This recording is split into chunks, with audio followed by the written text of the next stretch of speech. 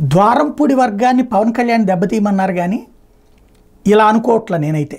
But నిన్న జరిగినటువంటిది ఏదైతే కాకినాడ నగరపాలక సంస్థ పరిధిలో వైకాపా నాయకుడికి చెందినటువంటి అక్రమ కట్టడం కూల్చివేతకు మాజీ ఎమ్మెల్యే ద్వారంపూడి చంద్రశేఖర్ రెడ్డి తన అనుచరులతో కలిసి అడ్డుకున్నారు.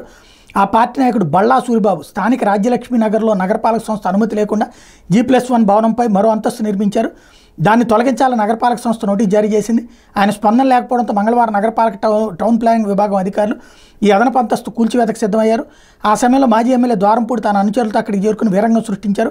ఒక దశలో అక్రమ కట్టడం కూల్చేస్తున్న మున్సిపల్ సిబ్బందిపై ద్వారంపూడి అనుచరులు విచక్షణారహితంగా దాడికి పాల్పడ్డారు. ఇటుకలతో దాడి చేయడంతో సిబ్బంది అక్కడి నుంచి పరుగులు తీశారు. పోలీసులు పెద్ద ఎత్తున మోహరించిన మాజీ ఎమ్మెల్యే జోలికి వెళ్లలేదు. గంటపాటు అక్కడ ఉద్రిక్తత చోటు చేసుకుంది. ఆయన వెళ్ళిపోయిన తర్వాత కూల్చివేత పనులు ప్రారంభించారు.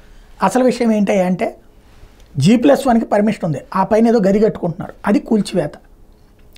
ఇది సెట్ బ్యాక్స్ వ్యవహారాలకు సంబంధించినటువంటి అంశం.